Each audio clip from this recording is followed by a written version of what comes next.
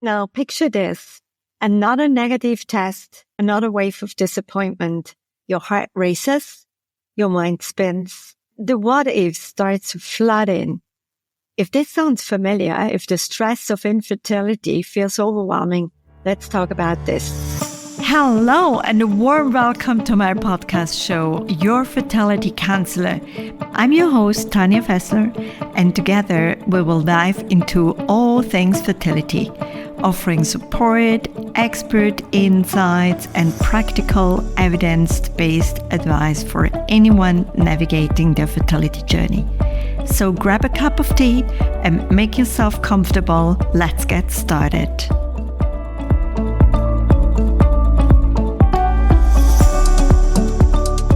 First of all, it's really important for you to understand that stress of infertility is not just something in your head. Research has shown that actually the psychological distress experienced by those navigating infertility challenges can reach levels that are comparable to those facing serious medical conditions such as cancer.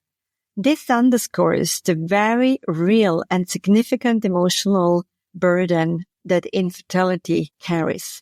There has been more and more studies over the past few years about fertility and stress and how stress actually can impact anxiety, depression, how it can cause sleep disorder, and how it can have all kinds of physiological results as well.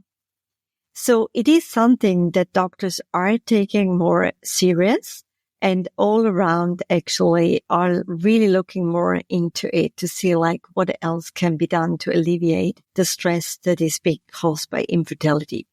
Now, a study that was conducted in 2020 also revealed that the stress levels between men and women is different. So the pointers found that the levels of anxiety and levels of depression were higher in women than in men. And sometimes when we discuss it with those women and men that are coming to us and seeing us, we would actually really try to investigate a little bit more about it. It's not that men don't feel stress at all, but they just handle it differently. And there is an altogether different study on that. And the other thing that is more importantly is also to really understand how stress is affecting our body. So let's take a look at the stress and the hormones first of all, so that we really get a good understanding of how stress can impact our hormonal balance. Now, if you watch nature, you would actually observe that an antelope that is about to give birth would never ever give birth to her baby if she is threatened by lions. She would actually stop the birthing process and she would flee first and seek for then a safe place for her to give birth in the calm and safe space that is surrounding her. And that's how our body works as well. The hypothalamus, who is the boss of our system that tells us whether we are in a safe space, whether we can be really easy peasy and calm, or whether we are in an emergency room. If that boss decides that we are indeed in an emergency room, it would actually send and communicate through our autonomous nervous system in our body, which is again attached to all our organs, that reproduction is not needed, because in a threat or in an emergency, what we need is a heart that is pumping. We need the lung to keep us alive, and we need blood in the muscles to flee. That's what we need. So all the organs such as ovaries, uterus lining, all the hormones attached to it that are helping to ovulate an egg or to actually even stimulate the growth of eggs to be ovulated. And then again, uterus lining, which needs to be thick and soft to help implant the embryo. All of these hormones would actually be reduced to the very, very minimum level of their activity. And that's simply because nature is here to protect us. It's here to protect us, to keep us safe, to focus on what's most needed in this moment. So if you feel stressed out on certain days, and that can happen to all of us, including myself, is absolutely normal. What is not normal is when you are being in a stressful situation where you feel really threatened and you can feel the fear inside you that's crawling up, that is affecting your sleep, that is affecting your behavior, is affecting your appetite, is affecting the way how you're thinking. If all of this is being impacted, that's when we call it a negative stress. That's out of norm. And that's when all the alarm bells should actually ring up, because this is not a healthy way on how to support your own well-being.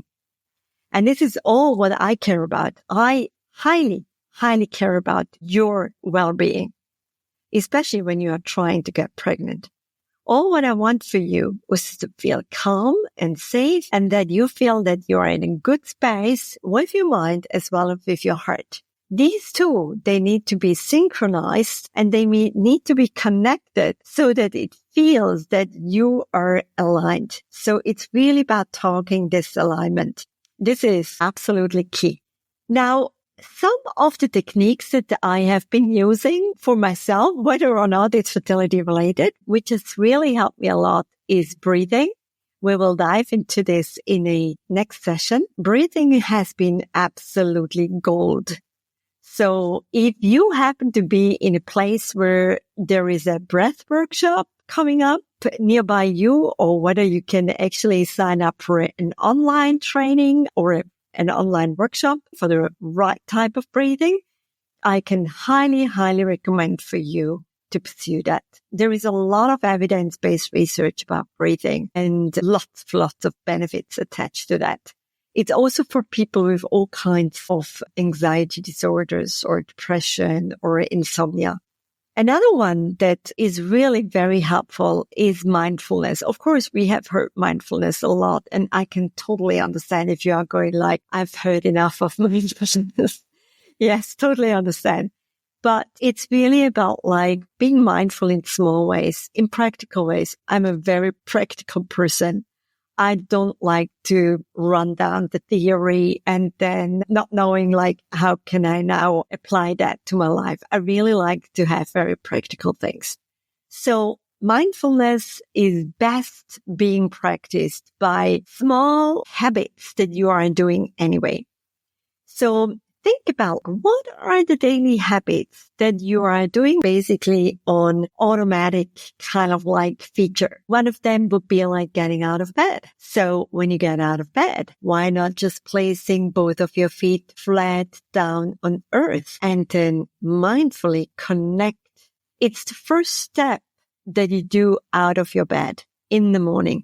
So if you keep that in mind and in that moment, just mindfully step one feet after the next and ground yourself. Ground yourself. You may even want to touch a picture to it, like a beautiful, strong, grounded oak tree that has been there for over 100 years, that has been there well rooted into earth, and that gives you all that strong foundation of I'm here and I'm ready for the day ahead. So that could be one.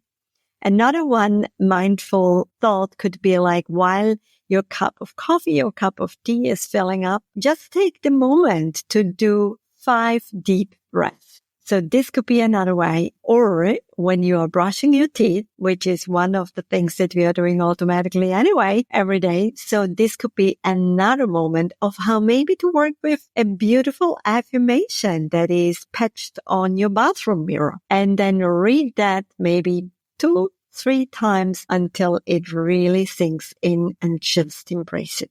So mindfulness, your number 2. And then it's movement. Your number 3 will be absolutely movement. Move your body, because when you get stressed, you kind of like have a tendency to get like crunched up, either in your neck, you get tense in your shoulders.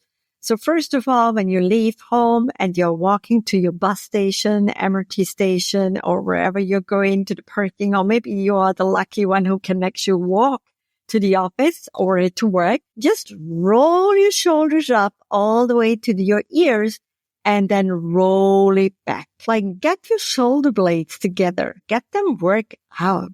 And if it doesn't happen the first time, just do it again. So this might be like a really good exercise to do when you're waiting, even like during the day when you are entering to the lift or on a staircase, you are walking up, you roll your shoulders. You are going into a meeting, you roll your shoulders. You go to the bathroom, just roll your shoulders. Just do this kind of exercise, especially those ones that are maybe on the nervous fringe, kind of like we want for those cells to actually detach from an accumulation of stress and of getting tensed up in your body. So that's how you move. It's super, super important to get moving. So studies again show that 10 minutes of walking, ideally in nature, can help to become a complete game changer for your mood, for your anxiety, for the stress that you are perceiving. So I really want to highly encourage you to take a look at what could be the thing, the one single thing from today's episode that you would like to take away and start implementing from either today or latest tomorrow onwards. It's always good to take one step each. Don't try to do all things together because that's usually too much and then people give up. So I want you to encourage to listen to this podcast maybe again and then start thinking about like what's the number one thing that you would like to embrace from today's session and start doing it. It can be as little as one breath. The most important thing is that you do it and you start doing it on a consistent way. That's the most important. That's what I want to see. And if you feel that you need a buddy, then buddy up with your husband, with your spouse, with your wife, buddy up with your partner, buddy up with a good friend or buddy up with whomever, but get yourself motivated to really do it. It's a life changer. When you start doing something for you, because remember what I shared before, who is the most important person in your life? It's you. You are the most important person in your life and you should be your first priority. So tell me how it worked. I'm really curious to know. I can't wait to hear back from you. And please share. Maybe there is a friend who will be so happy to hear about these tips. Thank you for joining me on this episode of the Fertility Counselor podcast. Remember, you are not alone on this journey. If you need support or have any questions, reach out to us via email at inquiries@counselingconnects.com. Don't forget to follow us on social media at Fertility Connects. We'd love to hear from you. If you want to learn more about us and the services we offer, head to www.fertilityconnects.com. And if you're looking for support beyond fertility, visit www.counselingconnects.com. Take care and we'll see you in the next episode.